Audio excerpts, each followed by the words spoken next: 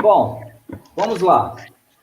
São 7 horas e 12 minutos desta quarta-feira, dia 22 de abril de 2020. Falamos ao vivo aqui na fanpage do Barroso em Dia, via Facebook, para a gente trazer mais uma edição do programa Em Pauta. A gente vinha fazendo isso de forma gravada, né? Então, logo produzido, a gente divulgava aqui nas plataformas.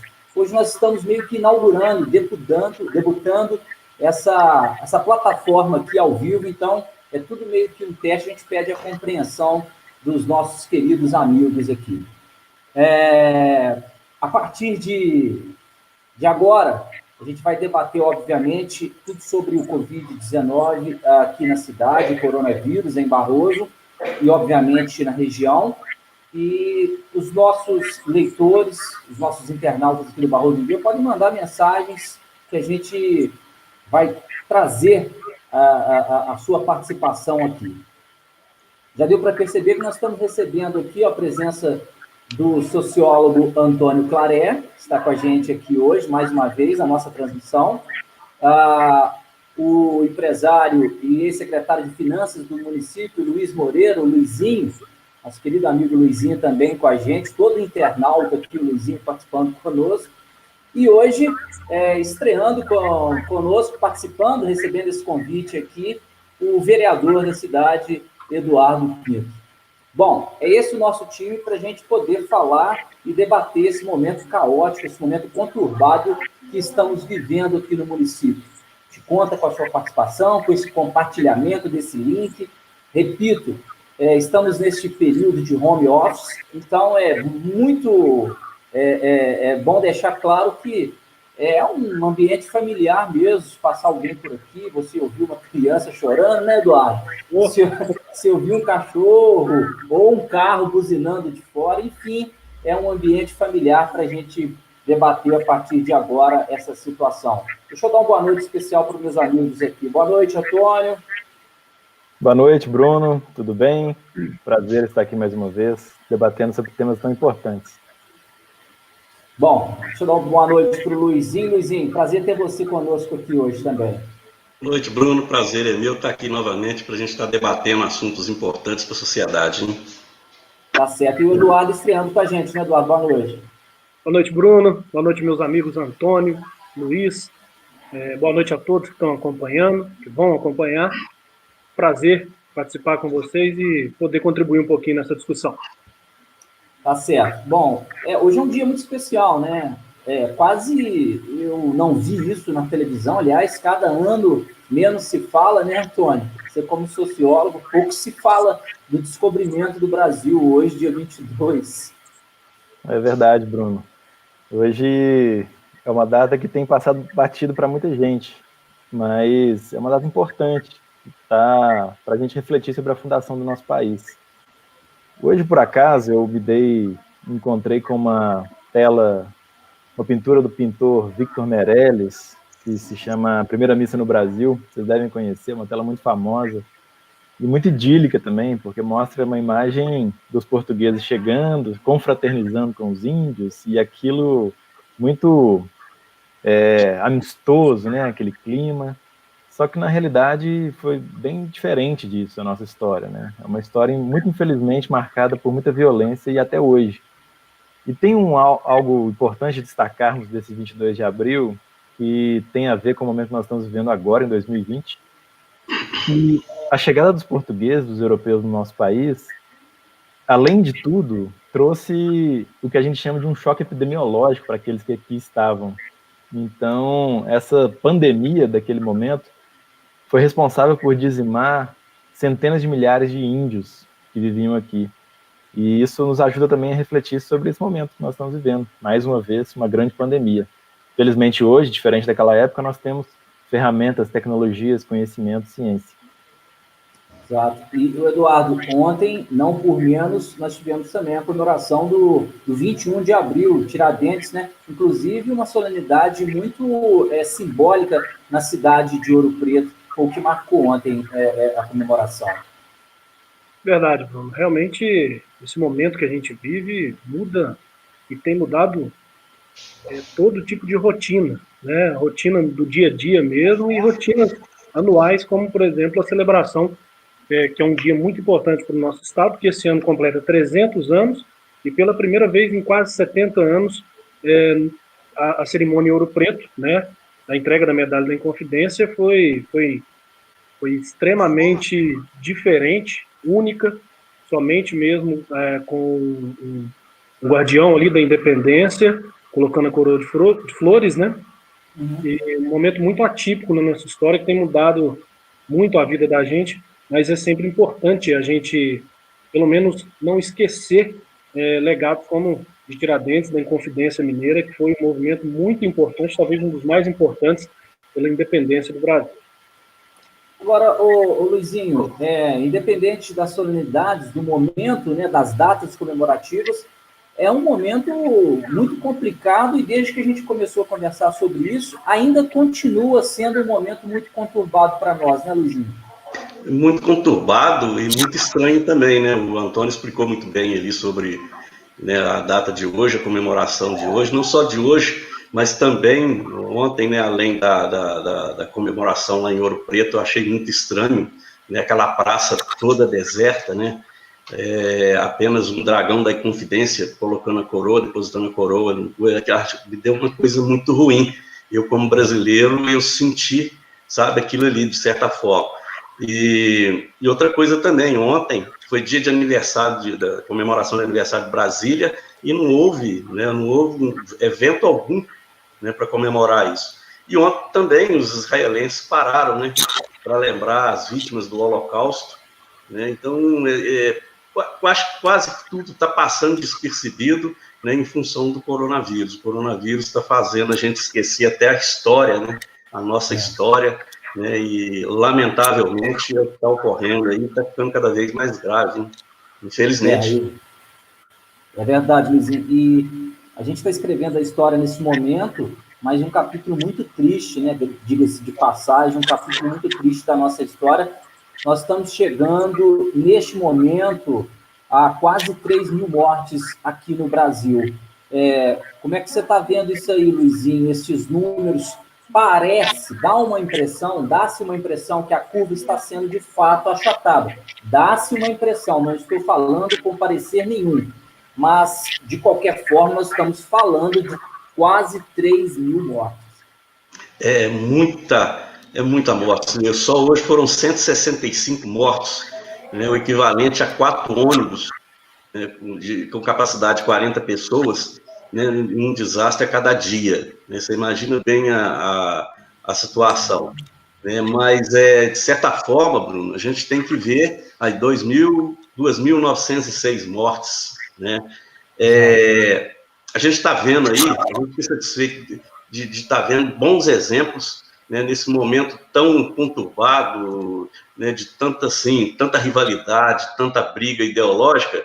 A gente vê grandes exemplos. Eu gostaria até de citar um deles, que é o que aconteceu está acontecendo na Bahia, né? O governador Rui Costa, que é do PT, está fazendo um trabalho legal lá, junto com a ACM Neto, que é do DEM. Né? São rivais, mas uniram para combater um único inimigo, que é o coronavírus. Poxa, isso tinha que alastrar no país, sabe? Eu acho que está faltando isso. São os belos exemplos que deve ser seguido.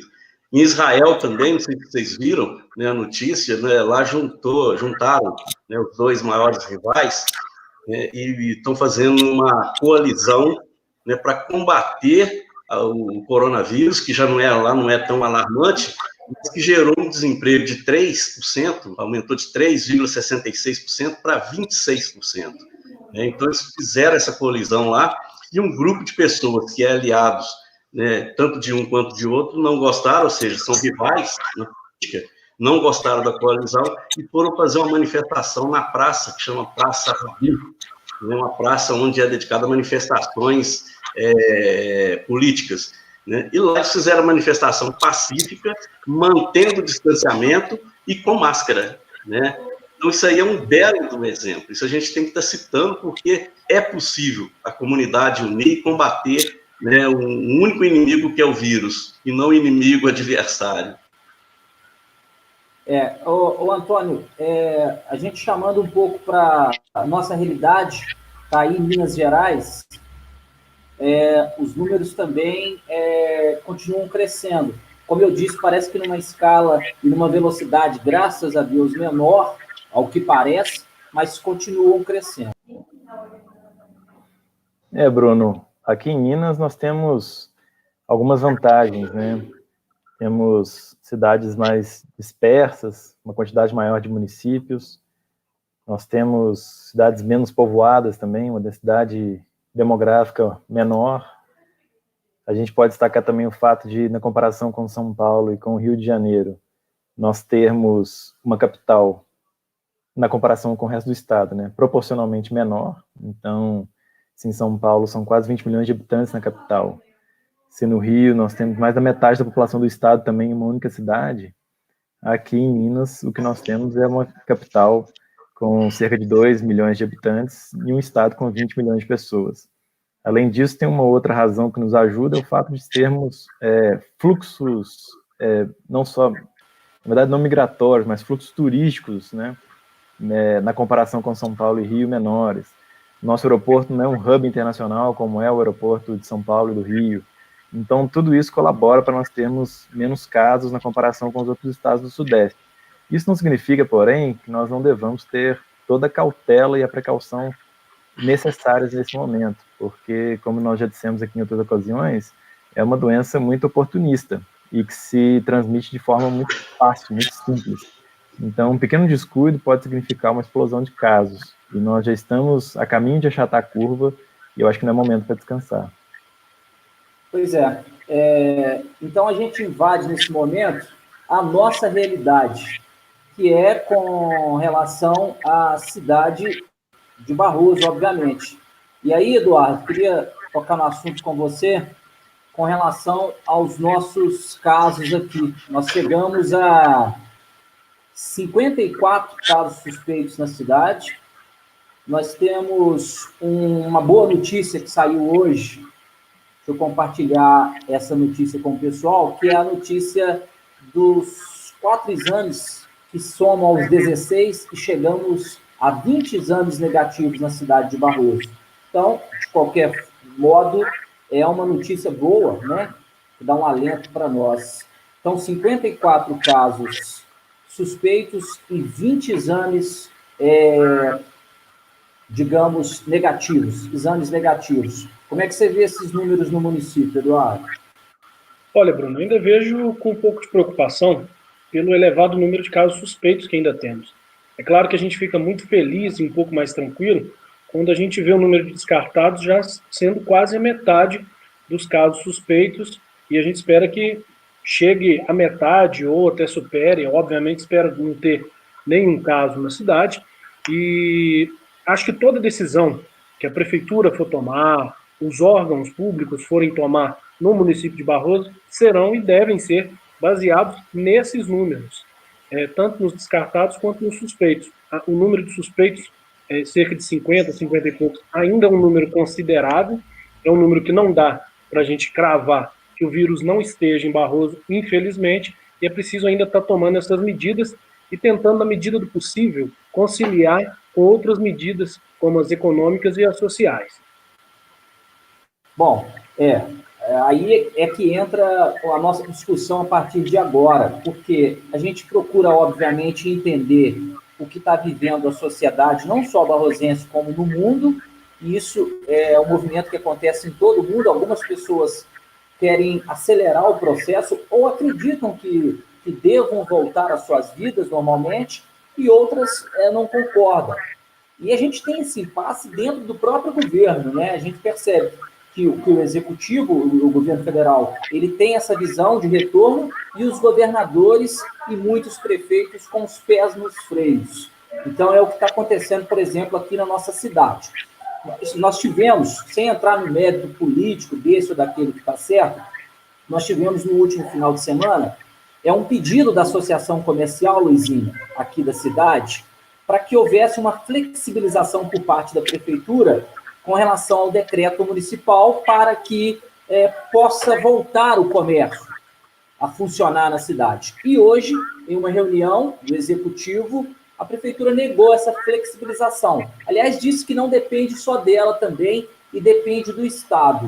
Você, como um empresário, ô Luizinho, mas, obviamente, uma pessoa também que já participou do executivo, como secretário de Finanças, como é que você vê esse pedido da Associação Comercial e essa negativa? Ô, Bruno, a preocupação dos empresários, ela é geral, sabe? Os comerciantes, aqueles que vendem produtos essenciais, né, para atender a população, como supermercado, postos de combustíveis, né, e outros, aqueles que estão abertos, estão funcionando normalmente, todos eles, eu tenho conversado com eles, todos estão preocupados com os demais que estão de portas fechadas. Eu acredito que até o momento eles acumulam um prejuízo muito grande, tá? Um prejuízo enorme, isso até o momento, né? Então, a cada dia, esse prejuízo tende a aumentar cada vez mais.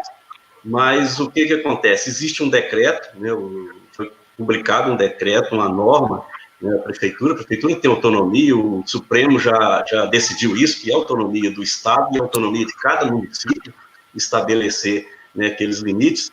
E eu estou vendo isso aí, claro, por um lado preocupado com eles, mas por outro também, um certo otimismo, porque o governo do Estado já vai começar a flexibilizar a partir da semana e vai lançar um plano de flexibilização. Eu acho que o município de Barroso deve ficar atento, não tenho certeza que eles devem estar atentos a isso, para estar adotando as medidas que precisa, porque às vezes a gente acha que aquelas medidas são adotadas por questão de opinião individual, né? A autoridade toma uma decisão e fala, não, eu resolvi, vai ser assim.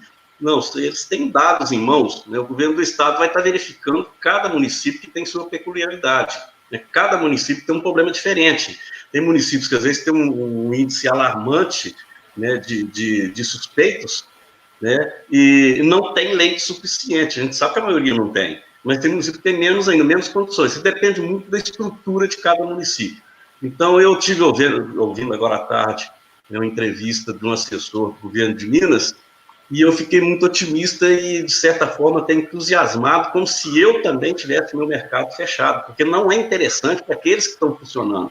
É interessante toda a cidade, né, tentando defender ali o seu recurso, aquele dinheiro que circula no município, que é por bem de todos os comerciantes, de toda a sociedade e do próprio poder público. Então, a preocupação ela é geral, ela não diz respeito apenas à CIB, não diz respeito apenas ao prefeito, não diz respeito apenas à Câmara, mas ela diz respeito à sociedade de uma maneira geral. Então, a gente tem que estar aí sempre à disposição, no caso de buscar algum tipo de solução, né, dialogar, mas eu estou tendo, assim, hoje eu já tive uma notícia, essa notícia para mim foi muito boa, e eu tenho certeza que os comerciantes, aqueles que estão de portas fechadas, e que está em desespero, eu tenho certeza, tem uns que já estão em desespero, pelo menos pode agarrar aí numa esperança para que essa solução saia o mais rápido possível, e esse coronavírus, a gente fica livre dele. Quanto mais rápido a gente ficar livre dele, menor vai ser o impacto econômico na vida de cada um, na vida de toda a sociedade. Essa questão é uma luta, né, que todos nós estamos enfrentando. Eu vou pegar carona aqui, Eduardo, na participação de um internauta nosso, que colocou aqui, ó, boa noite. Hoje a OMS divulgou através do seu diretor que o mundo nunca mais será o mesmo. O Covid-19 vai exigir mudanças de comportamento permanente. Gostaria que comentassem ao Sandro Rodrigues participando conosco, deixando a sua pergunta. Eu queria que você comentasse essa questão da OMS aí, Eduardo. Ô Bruno, eu não vi, mas acho que esse comentário que o Sandro nos traz é perfeito. Realmente, as coisas vão mudar demais no nosso comportamento, nas nossas relações pessoais e nos nossos cuidados, em tudo, de uma maneira geral, não há dúvida que uma coisa que mexeu tanto com a vida da gente, ao ponto de limitar o carinho, o amor o amor não, mas o carinho e a expressão de carinho entre as pessoas, não tem como a gente sair indiferente numa situação dessa. Então, certamente, a colocação do internauta do Sandro é perfeita, vai haver uma mudança gigantesca e a gente tem que tentar, sempre nos momentos difíceis, tentar, de alguma maneira, tirar as melhores coisas. Eu tenho certeza que nós vamos conseguir tirar em todos os níveis, sabe? Só quero, Bruno, se você me permite, voltar à questão do comércio. Hoje nós tivemos também, não estou falando aqui em nome da Câmara, mas como vereador participei hoje de uma reunião na Câmara, promovida pelo presidente Alan, com a direção da CIB, e foi muito debatida essa situação de como se chegar a esse termo. E depois houve uma reunião na prefeitura, junto com o comitê, e traz essa notícia que você nos traz aí. É importante salientar que nós, inclusive, fomos questionados se somos ou não a favor da abertura do comércio.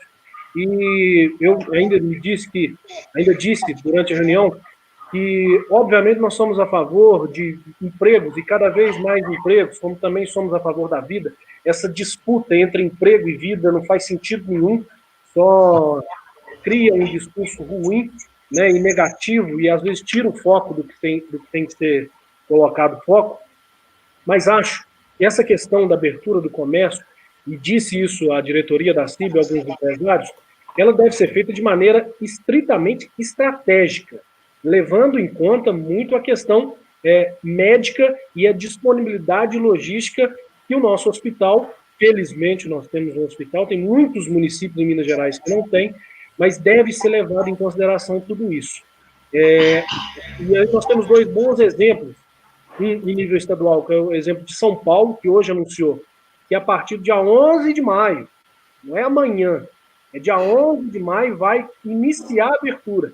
E um dos pontos importantes dessa abertura de São Paulo é que as cidades serão classificadas de acordo com os números de casos confirmados, tanto de óbito quanto da contaminação, em 4 cores, de acordo com a gravidade e a situação da cidade. O outro ponto muito importante, um exemplo importante, é a cidade de Florianópolis, capital de Santa Catarina, onde o prefeito, depois de uma análise minuciosa dessa questão, da capacidade que o seu sistema público de saúde tem de absorver os contaminados e internações como no CTI, ele pôde, a partir daí, abrir o comércio. Ou seja, ele entendeu que o seu sistema de saúde é capaz, hoje, de suportar a demanda que possa vir de uma abertura do comércio da volta à rotina. Então, são dois bons exemplos que tanto Barroso quanto Minas Gerais podem se espelhar para tentar chegar a esse encontro de saúde, economia e social. Antônio, eu acho que o momento de maior cuidado deve ser agora, né? Porque eu acho que os países que erraram, vide a Itália, por exemplo, erraram neste momento. Na Itália chegou-se a ter uns casos, e aí o prefeito de Milão voltou atrás e depois não teve controle sobre a sociedade. É lógico que nós estamos falando da Itália, de um país, não se compara com a nossa cidade, mas é hora de ter uma certa cautela, né? Porque a gente não pode passar e deixar passar em branco o que está acontecendo em Manaus, por exemplo, né? A gente não pode fingir aqui, estamos no interior de Minas Gerais, eles que se virem por lá. Pelo amor de Deus, né? Se o pensamento for esse, vamos desligar isso aqui e vamos embora.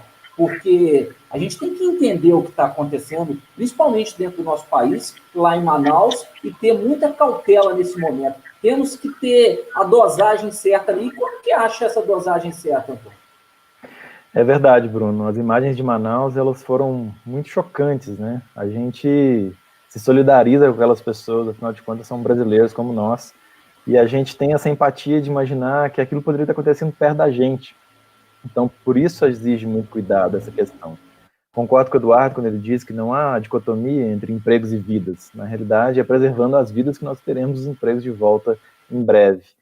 Eu acredito que nós precisamos pensar nessa questão com planejamento de curto, médio e longo prazo. Algo importante de percebermos é que não vai abrir amanhã e a vida vai voltar ao normal imediatamente, como era antes da pandemia começar. Então, por isso, nós precisamos nos prepararmos para esse mundo novo, que é inevitável que ele aconteça. Por exemplo, o Sandro comentou conosco, pediu para que comentássemos sobre as mudanças de comportamento. Uma das principais mudanças de comportamento é que agora nós já sabemos que nós temos condições de trabalhar de casa, principalmente as pessoas que trabalham com serviços. Então, eu acredito que a educação, por exemplo, pôde avançar muito, consultorias, reuniões como essas, jornalismo, a gente entendeu que é possível fazer isso de maneira remota. Então, amanhã, ainda que o comércio reabra, nós não vamos sair desesperados para a rua para poder viver uma vida que ela não existe mais. Mas a gente precisa notar também, do ponto de vista do planejamento de médio e longo prazo, que agora nós temos algumas ferramentas que nós não tínhamos no início da pandemia. Vou dar um exemplo. Nós não tínhamos máscaras, né? Não tinha produção de máscara no início, quando nós começamos com essa pandemia de Covid no nosso país. E hoje nós já sabemos que quando duas pessoas usam máscaras e elas entram em contato, isso diminui muito a possibilidade de contágio entre ambas. E agora a gente pôde perceber que as pessoas começaram a produzir, pequenas empresas no fundo de casa, as pessoas aprenderam a produzir máscaras na internet, a disponibilidade no mercado está maior também. Então isso é uma coisa que a gente não tinha antes, que agora a gente tem, e que ajuda a abrirmos o mercado, as lojas, enfim. Outra coisa que a gente pode pensar é o seguinte, numa cidade como a nossa, não há necessidade, assim, há a possibilidade, melhor dizendo, de coordenarmos os nossos movimentos. Então, por exemplo, uma sugestão para os comércios, né, para os comerciantes da nossa cidade. Por que não colocar um telefone à disposição para que as pessoas liguem antes de ir até lá para saber se aquele é um horário de pico, se tem muita gente comprando? Por que não agendar esses momentos de compra para que a gente consiga distribuir isso ao longo do dia, ao longo da semana, para que a gente não tenha aglomerações nos lugares? Outro lado também, o setor de serviços. É muito pouco provável que a gente tenha nos próximos meses festas, bailes, né, shows. Isso tudo vai ter que levar muito tempo a mais para a gente poder voltar à rotina como ela era antes.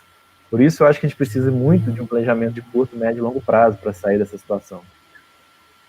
Com certeza. Deixa eu só colocar essa pergunta aqui e colocar o Eduardo em evidência com a gente, mais o Luizinho aqui. Eu vou ler para vocês, aí vocês estão vendo aí, né? Uma das nossas internautas participando, a Aline Tchuca, ela falando o que fazer diante dessa situação, Luizinho. Por exemplo, acompanhar a maioria ou respeitar um decreto? Acho que respeitar o decreto, é por aí, né, Luizinho? Respeitar o decreto. Eu acho que quem está errado, né, é quem está desrespeitando o decreto. Existe uma norma que foi estabelecida pelo poder público. Agora, o poder público tem que estar acompanhando também, né, Bruno? Porque não pode deixar.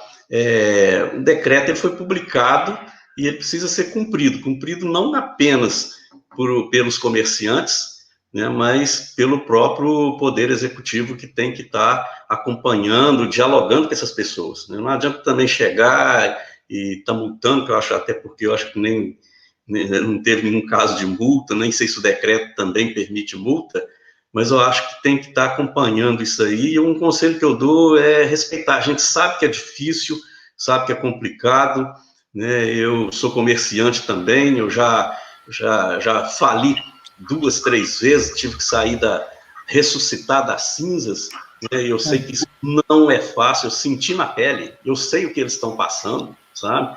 Então, eu acho que deve respeitar. Mas aí, Bruno, só pegando um gancho também no que uma pessoa de Contagem acabou comentando aí, mas eu quero comentar também sobre o Sandro. Primeiro sobre o Sandro, porque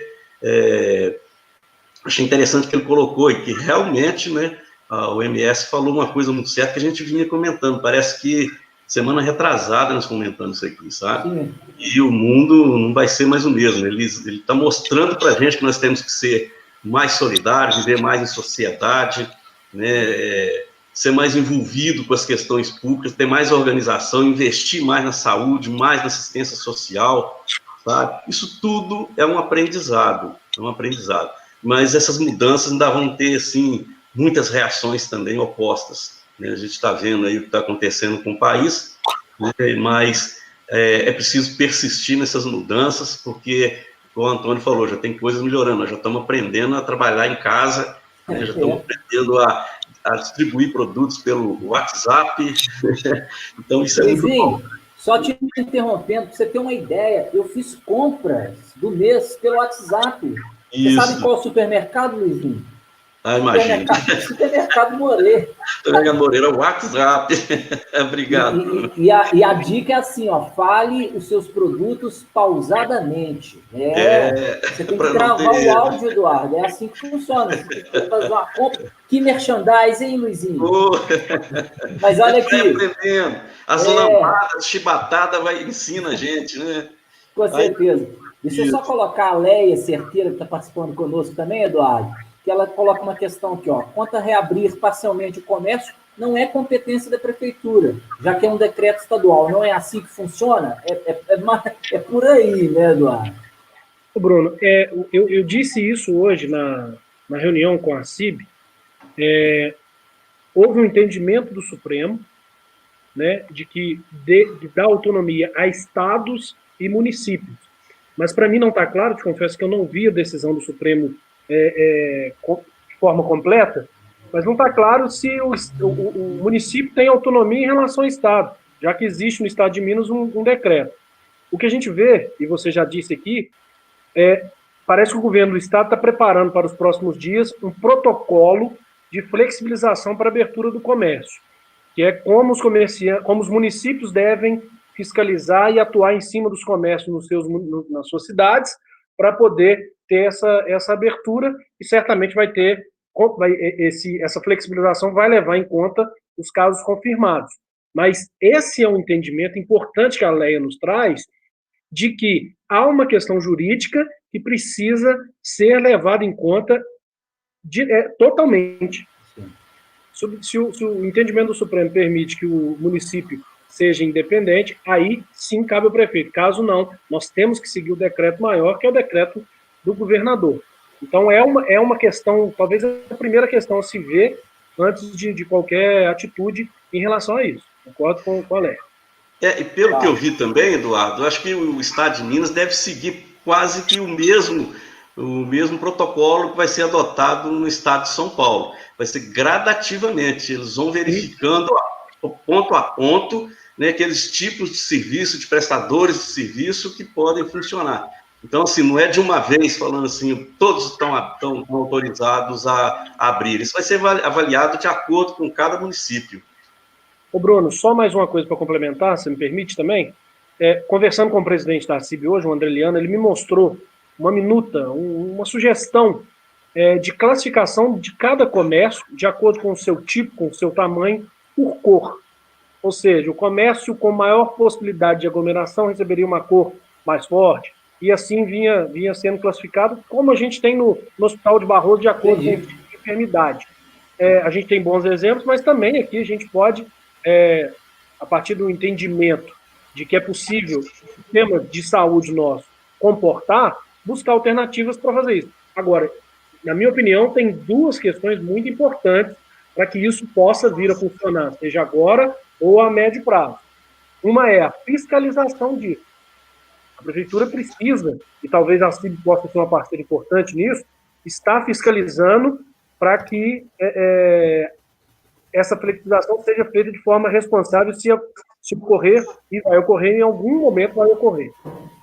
E o segundo ponto muito importante, Bruno, que eu defendi, tenho falado muito, não sei se os companheiros concordam, nós temos 2 trevos. Claro que não são as 2 únicas entradas da nossa cidade, nós temos as entradas rurais. Mas os 2 principais trevos precisariam, né, fica aqui a nossa humilde sugestão ao Poder Executivo, sabendo de toda a dificuldade que o Poder Executivo tem, mas talvez blindar esses 2 trevos seria muito importante, Bruno, porque se a gente levar em conta, o vírus não chegou no Brasil no ar. Alguém foi contaminado na Europa ou na China e trouxe esse vírus, e aí foi proliferando. E é o que a gente não quer que aconteça em Barroso, e tem tudo para fazer o máximo possível para reduzir essa possibilidade. Talvez os 2 trevos não é fechar a cidade para ninguém entrar, mas é haver uma triagem nessa entrada. Eu acredito que isso seria possível e ajudaria muito, porque desde o início do decreto até hoje, apesar de, nesses últimos dias, últimas semanas, estar havendo um aumento do pessoal andando pelas ruas, talvez esses primeiros 15 dias que a população levou muito, mas muito a sério, talvez tenha sido o que evitou esse vírus chegar em Barroso e até hoje não tem um caso confirmado, viu? São atitudes, né, que a gente espera, obviamente, do Poder Executivo e, lógico, você como representante do Legislativo trazendo essas sugestões dos cidadãos também que participam, como nós estamos participando aqui já há algumas semanas, Luizinho, o próprio Antônio, os internautas, que é muito importante a participação. Enfim, a gente com a nossa live aqui, debatendo esse momento tão conturbado, tão complicado, via home office, a gente trazendo aqui os detalhes, a situação em que estamos vivendo agora. São vários assuntos, e para a gente não deixar de fora o que está na nossa pauta, eu queria ouvir principalmente do Antônio, só colocar um comentário que eu acho que é pertinente sobre o que o Eduardo estava colocando, que é do Joatan Bartolini, que é barreira sanitária. Boa ideia. Tem muitas cidades adotando. Então, tá vendo? Essa força da internet, ela é interessante. A Rosângela está apoiando, diz ela que falou tudo, enfim, são medidas que a gente vai colocando aqui, e a população, você que está aí do outro lado, por favor, discorde, é para discordar mesmo, é para concordar, aqui é um canal totalmente interativo com esse intuito.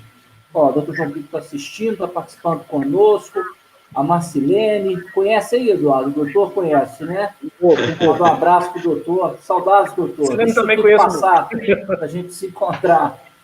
Ai. Enfim, são várias pessoas participando conosco. Deixa eu ver essa questão aqui, a gente já coloca ao vivo mesmo. Boa noite.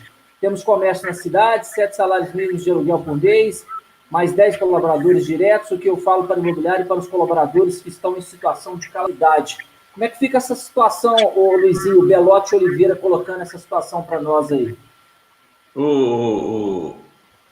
Eduardo, é preocupante porque, veja bem, 7 salários, né, mínimos por mês, né, mais 10 colaboradores diretos, né?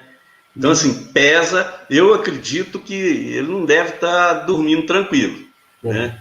Seu sono deve estar sendo interrompido a cada noite, e a cada noite que passa, né, fica pior ainda, sabe?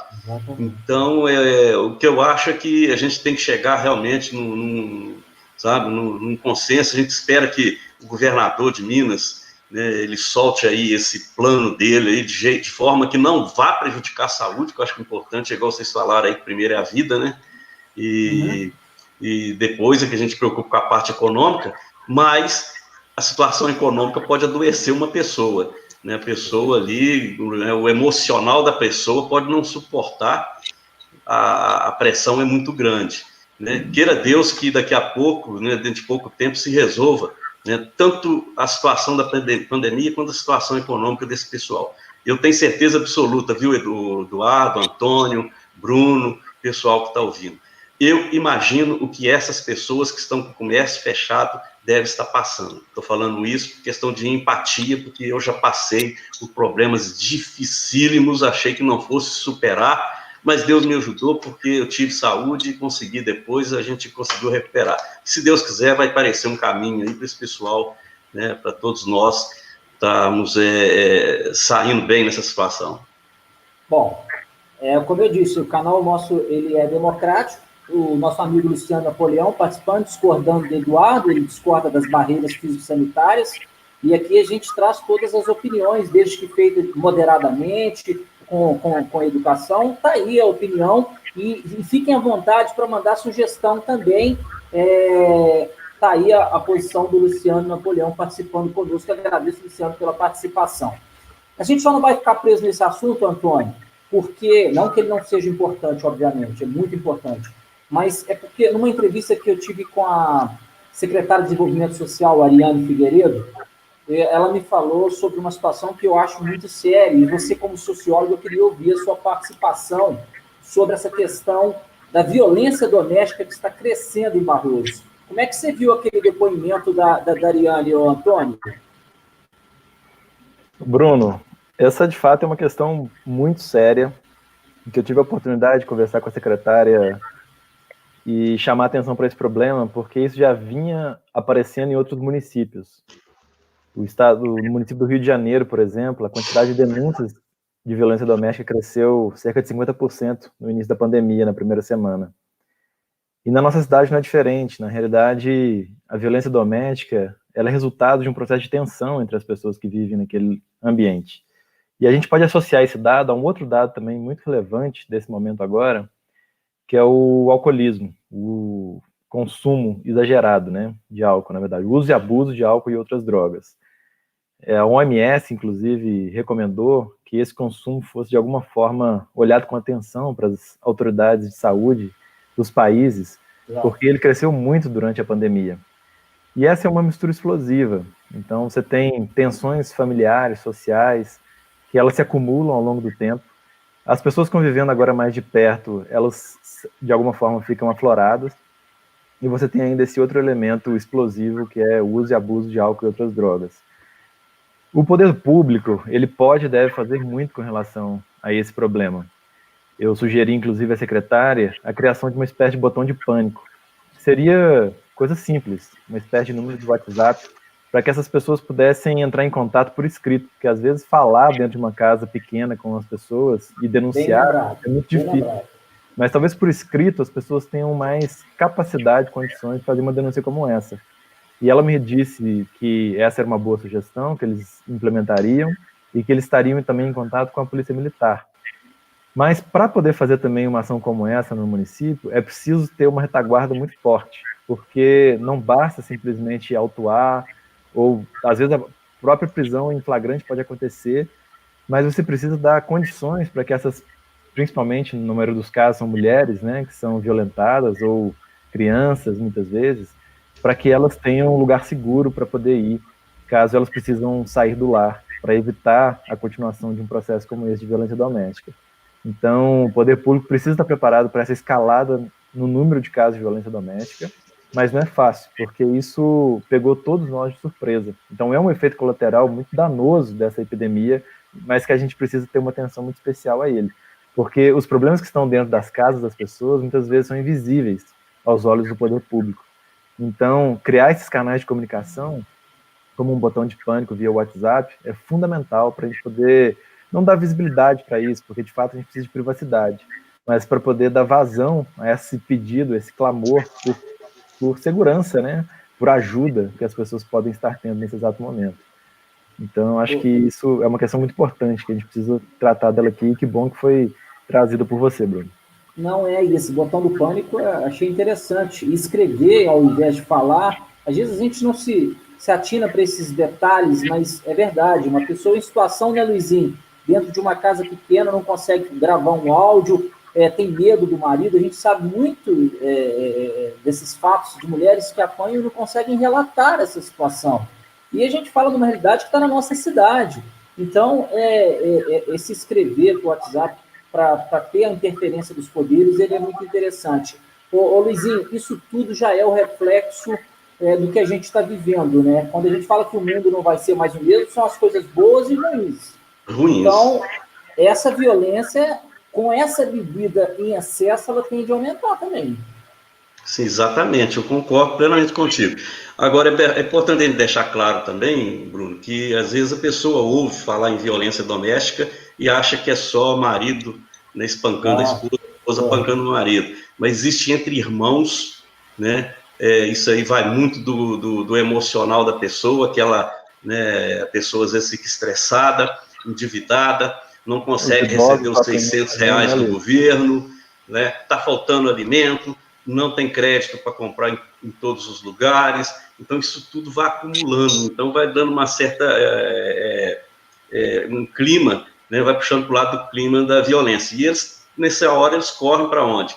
Eles vão para o CRAS, para a assistência social, que é uma espécie de plantão, né, social da sociedade, realmente é lá que tem que ir. Aí a gente fica preocupado com aqueles casos que ficam omissos, e a pessoa tem medo, tem receio de denunciar, né, Bruno? Então, é isso que está acontecendo. E eu tenho, assim, a gente tem supermercado aqui numa parte né, numa área mais, como se diz, né, pessoal mais carente, e a gente tem conhecimento dessa situação de violência doméstica dentro de casa e coisas até absurdas mesmo, sabe? Então, foi bom vocês terem levantado essa situação aí, para a gente até passar conselho, não só para aquelas pessoas que estão em casa, que às vezes não estão nos ouvindo, mas os que estão ouvindo, ajudar a aconselhar a pessoa, procurar o CRASA, procurar assistência social, né, ligar para a polícia, né? Isso não pode ocorrer.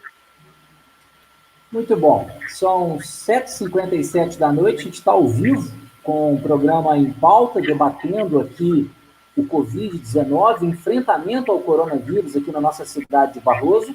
E é muito bom a gente trazer esse debate para a nossa realidade, para a gente poder saber como que nós estamos e se estamos enfrentando de fato da maneira correta essa doença na nossa cidade. Nós temos aqui hoje o ex-secretário de Finanças do município, o Luiz Moreira, o Luizinho, tem um vasto conhecimento do executivo, também é empresário na nossa cidade, também está sofrendo com tudo isso, diga-se psicologicamente e financeiramente. Nós temos o sociólogo Antônio Claré, que sempre está participando conosco, tem um conhecimento vasto também pelo Estado, tem acostumado a enfrentar outros, né, Antônio, outros problemas pelo Estado.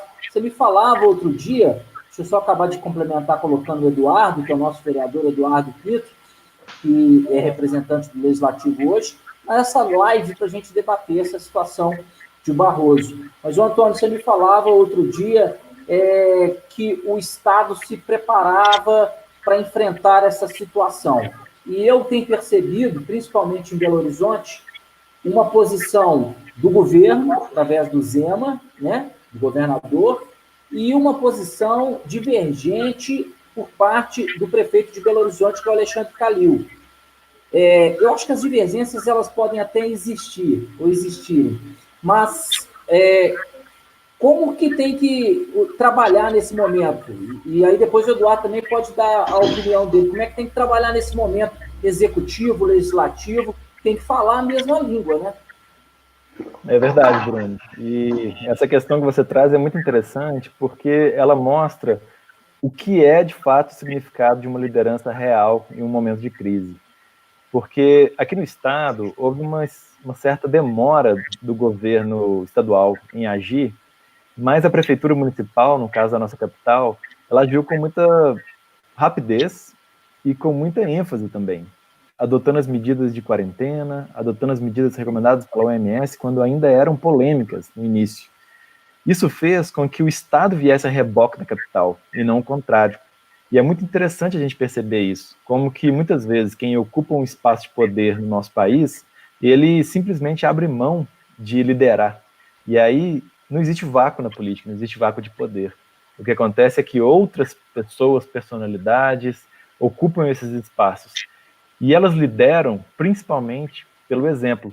Então, quando a gente olha, por exemplo, aquela entrevista que o prefeito de Manaus deu essa semana, aquilo é algo que nos inspira, que nos faz tomar atitude, que nos faz mudar o nosso comportamento. E quando as pessoas se negam a tomar atitudes coerentes, né, embasadas, com dados reais, concretos, e ficam divagando ou simplesmente fundamentados em fake news, isso não passa nenhum tipo de confiança e credibilidade. São elementos essenciais num momento como esse de crise. Então, esse caso que a gente está debatendo aqui agora, ele é muito interessante, porque mostra que liderança, de fato, ela não tem a ver simplesmente com a posição em que a pessoa ocupa, mas sim com a sua capacidade de dar o exemplo e de inspirar outras pessoas, eu diria. Queria que você comentasse também, Eduardo, essa questão. Aproveitar, deixa eu registrar aqui o Wembley, o Zé Pinheiro, participando com a gente também. Obrigado pela audiência aí, Wembley.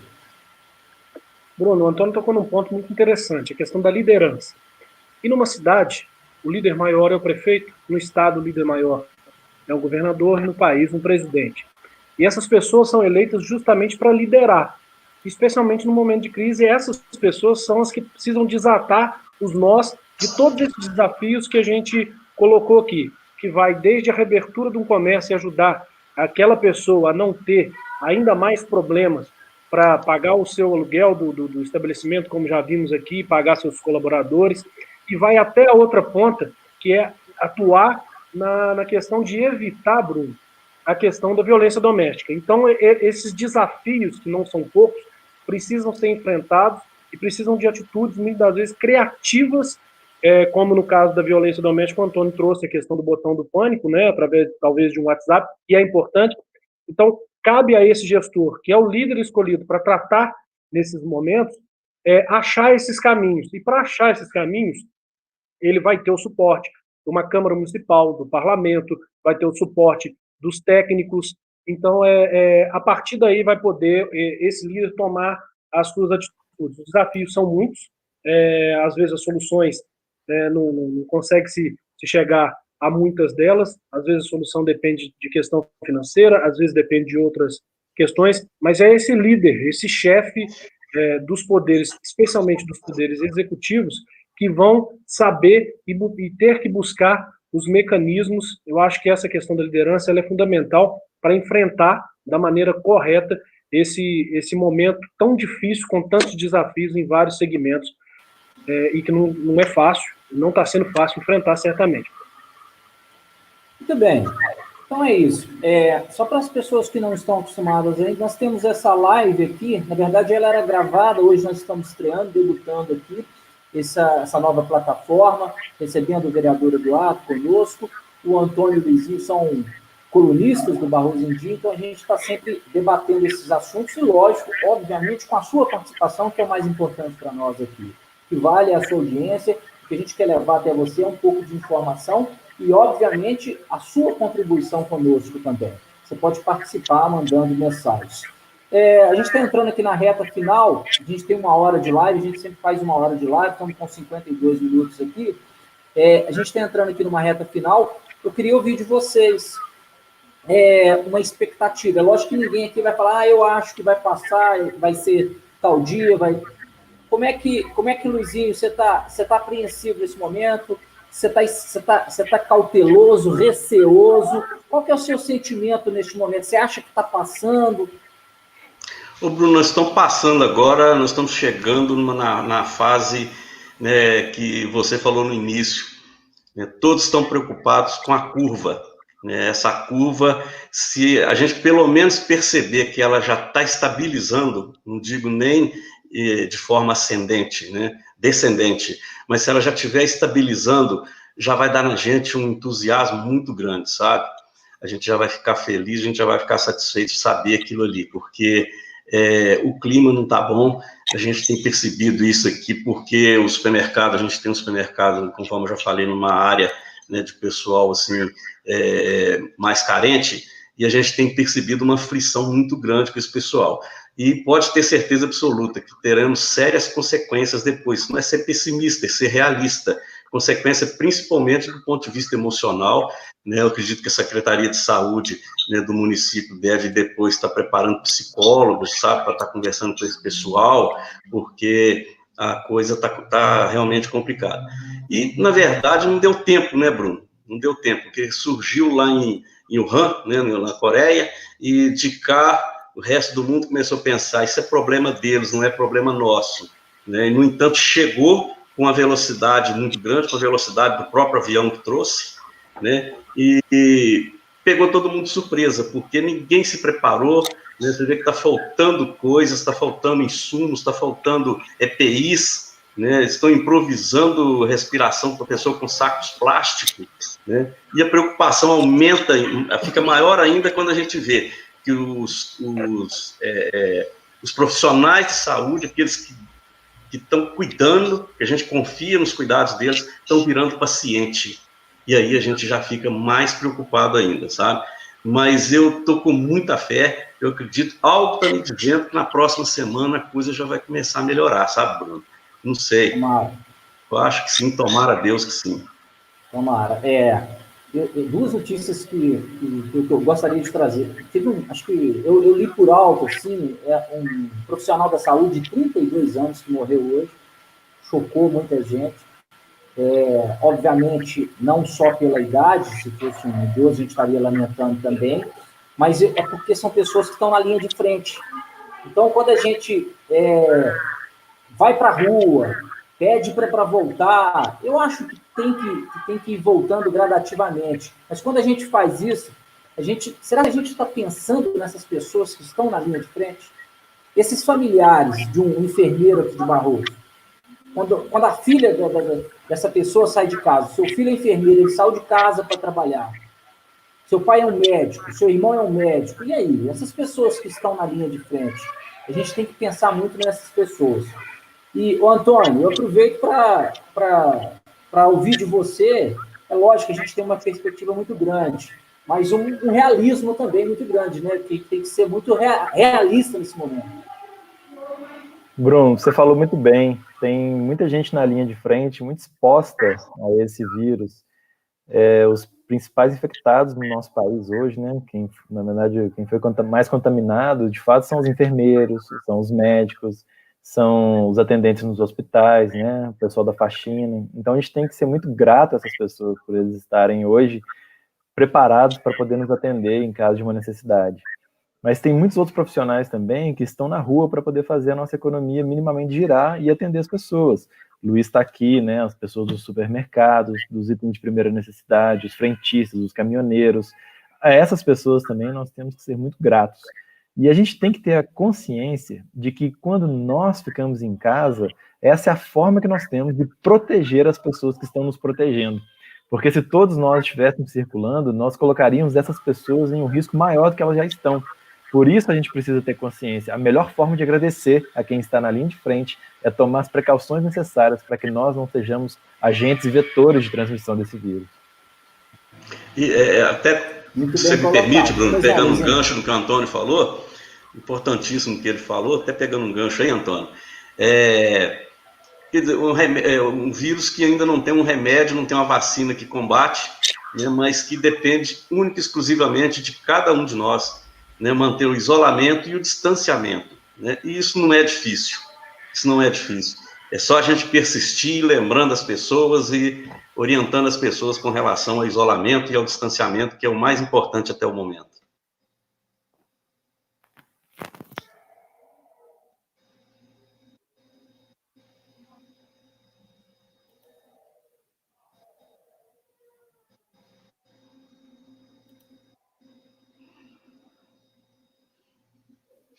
Travou, hein? Bruno, consegue nos ouvir? Bruno Eduardo. Deu aí, voltou, Bruno? Voltando aqui. Tá voltando aqui. Isso é muito normal, muito comum, porque é uma plataforma de internet, é o que nos cabe, e é o que tem que ser no momento mesmo. Aproveita, deixa para a gente informar que a Prefeitura de Barroso continua optando pelo fique em casa, e quando a gente fala fique em casa, eu vou morrer de fome, eu não consigo ouvir essa frase, jamais. Não é isso que a gente está aqui.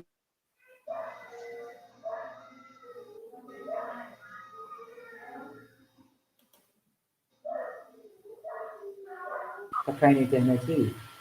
Não, aqui tá beleza. Agora tá ok. Mas, enfim, só para a gente complementar, então, a Prefeitura reforçando, Eduardo, hoje, essa questão que continua valendo o decreto municipal. Continua valendo, Bruno, né, a posição hoje da Prefeitura. Voltando a uma questão que você abordou rapidamente, da questão, às vezes, do desencontro de posições a respeito do governador e do exemplo que você deu do prefeito de Belo Horizonte, o Antônio comentou sobre isso, e talvez o Antônio vai concordar. Veja bem, eu acho que quanto mais próximo o gestor está do hospital da sua cidade, que ele financia direto ou indiretamente, maior a preocupação e maior a cautela que ele tem para tomar uma medida mais de abertura nesse momento. Porque é o gestor do município que conhece a realidade do seu hospital, junto com o diretor do hospital, junto com o seu secretário de saúde. Às vezes, quando o gestor está um pouco mais afastado, até pelo seu grau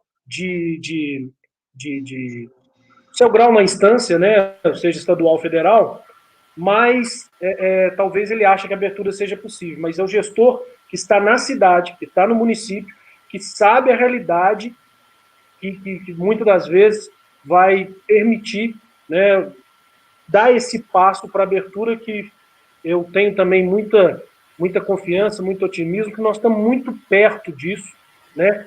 E Bruno... Só não pode relaxar, né, Eduardo? Exatamente, porque se relaxar nesse momento, olhando a curva, talvez vai prorrogar isso, né? E eu acho que a gente está muito perto de voltar, se Deus quiser, a nossa rotina, né? Essas medidas, esses desafios estão precisando ser enfrentados paralelamente às atitudes sanitárias, né? A gente tem aqui uma discussão que sai diversas possibilidades. Quando a gente defende, por exemplo, a barreira sanitária, não é definitivamente deixar que as pessoas não entrem na cidade, mas essa barreira é para justamente mostrar as cautelas que essas pessoas devem, por exemplo, vai um fornecedor entregar um material para o Luiz, e quando ele entrar na cidade, passar pela barreira, ele já vai ser orientado, ele já vai ser verificado, por exemplo, febre, pode ser verificado o uso dos equipamentos necessários, e esse controle vai poder, talvez, ser um controle também da possibilidade de uma eventual contaminação. Então, os desafios são enormes. A gente está, né, enquanto Câmara, enquanto vereador, na função de representar à disposição do nosso município, do Executivo, para ser parceiro e ajudar no que puder com as nossas ideias, sugestões e trabalho de alguma maneira, Bruno. E ter fé em Deus que tudo vai melhorar e a gente continue podendo, em breve, né, poder abraçar todos. A gente tem que entender que é um momento difícil para todo mundo e que possa sobressair aí o discernimento, a paciência, o entendimento, porque é preciso entender que as coisas não voltarão de um dia para o outro, como disse o Luizinho. O mundo não vai ser o mesmo de amanhã para depois, não. Então, as coisas têm que ser aos poucos, não adianta, não é só você que vai perder dinheiro, todo mundo vai perder um pouco, tem gente que vai perder muito mais que isso, já está perdendo, são vidas. Bom, deixa a gente despedir aqui, porque semana que vem a gente faz outra aqui, tá combinado, Antônio? Combinadíssimo. Combinado. Ô, Bruno, só deixar uma rapidinho aqui. Eu acho que nesse momento, né, o que a gente tem que passar para as pessoas é que elas não fiquem engolindo os problemas sozinhos em casa. Né? Que procure o vizinho, procure o colega, né, para conversar. Se não quer entrar num debate, que eu acho importantíssimo isso aí que você criou, né, eu não canso de parabenizar você por esse espaço, né, mas que as pessoas procurem a gente, né, eu tenho certeza que nenhum de vocês aí vai negar uma orientação, né, vai negar a discutir a ideia, quem sabe juntos a gente possa encontrar caminhos. Eu tenho percebido que tem muita gente sofrendo calada em casa, e isso não é bom. Procure as pessoas, né? Pode não ter conhecimento com aquela pessoa, mas eu tenho certeza que ela vai estar disponível para estar colaborando com você e dando algum tipo de sugestão ou ajuda se for necessário, seja quem for. Ótimo, muito bem colocado, Luizinho. E essa questão psicológica ela é muito importante nesse momento, porque aquele reflexo do bolso vem para a mente, da mente vai para o bolso, e aí a pessoa já se perde. Então, essa ajuda psicológica ela é importantíssima. Acredito eu, o Antônio já colocou isso também, o município vai trabalhar nisso pós-pandemia, não é o momento agora, obviamente que nós estamos enfrentando isso, mas eu tenho certeza que o município vai saber enfrentar isso também. Eduardo, obrigado pela sua participação aqui hoje, te agradeço desde já e até uma próxima. Bruno, eu te agradeço, te parabenizo por essa ferramenta, né, que tem sido muito importante, trazendo discussões e temas muito importantes, né, dentro disso tudo que a gente está vivendo. E é importante a gente deixar claro também uma questão de política, e talvez até de sociologia, de pensar que na eventualidade do ser humano ter esse problema de estar, de toda maneira, no caso da economia, impossibilitado de exercer sua atividade, ter sua renda, o Estado tem que agir. O Estado precisa atuar nesses casos em que ele está, às vezes, que o ser humano, que o cidadão está impossibilitado. Tem que atuar no caso de ajudar na questão da economia, tem que atuar nos casos sociais, seja na distribuição de renda ou seja na atuação de violação de direitos, como é o caso que a gente falou. O Estado em si, nação, Estado de Minas Gerais e Prefeitura, dentro das suas limitações, precisa estar sempre atuando no que, às vezes, o cidadão está limitado. Muito obrigado pela oportunidade de falar com com vocês, grandes amigos, e com a oportunidade também de falar um pouco, expressar um pouco das nossas opiniões para a nossa querida população. Eu que agradeço o carinho, aliás, quero agradecer o carinho dessa audiência aqui maravilhosa, o pessoal participando conosco, um minutinho da paciência de vocês, só para a gente agradecer. Tem aqui o Léo Vilela, que está participando com a gente, parabenizando o debate, que é de extrema importância. Enfim, tem pessoas que divergem, mas a gente traz a opinião também, obviamente. É o caso do Leomar Bedes. Grande Leomar, um abraço para ele. Ele perguntando se tem algum estudo científico que comprova que o isolamento social é eficaz, Antônio. Parece que na Espanha e na Itália não foi bem assim. Você sabe alguma coisa nesse sentido rapidamente? Não, tem vários. Leomar é um grande amigo e a gente sempre debate na internet. Isso é legal. Ô, Leomar, vamos seguir as diretrizes da OMS, porque nós temos ali a reunião de cientistas renomados no mundo todo. Gente que pesquisa isso, não é de hoje. Por exemplo, vou te dar uma recomendação aqui, Átila Yamarino, que talvez seja o maior epidemiologista no Brasil hoje, biólogo, né, um grande estudioso desse tema, desde o Ebola, décadas, tem 2 pós-doutorados nesse tema. Ele tem um canal no YouTube, tem presente em todas as redes sociais, é só segui-lo que você vai encontrar as fontes dessas informações científicas todas. Mas pode ficar tranquilo, seguro, que o isolamento social é sim uma ferramenta eficaz para poder enfrentar essa pandemia, e isso é comprovado cientificamente, em outras pandemias também, historicamente. Pode ficar tranquilo, Leomar, que você não vai errar ficando em isolamento social. Que legal. E o bom é isso, sabe? As pessoas podem divergir, devem divergir, e a gente traz as opiniões.